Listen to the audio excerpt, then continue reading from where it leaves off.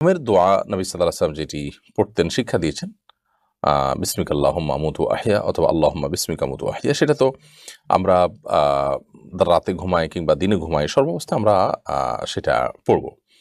কিন্তু যখন আপনি রাতে ঘুমোতে যাবেন তখন বিশেষ কিছু আমল আছে যেগুলো দিনের জন্য প্রযোজ্য নয়।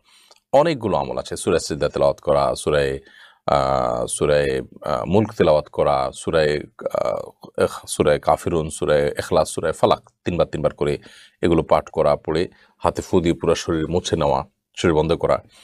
৩৩ বার সুবহানাল্লাহ, ৩৩ বার আলহামদুলিল্লাহ এবং আ ৩৪ বার আল্লাহু আকবার বলা।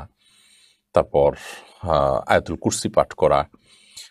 আর অনেকগুলো দোয়া আছে। আল্লাহুম্মা আসলামতু ওয়াজহি ইলাইক ওয়া ফাওয়াদতু আমরি ইলাইক ওয়া আলজাতু যহরি ইলাইক রাগবাতান ওয়া রাহবাতান ইলাইক লা মালজা ওয়া লা মানজা মিনকা ইল্লা ইলাইক। আল্লাহুম্মা আমানতু বিকিতাবিকাল্লাযী আনসালতা ওয়া বিনাবিয়্যিকাল্লাযী আরসালতা।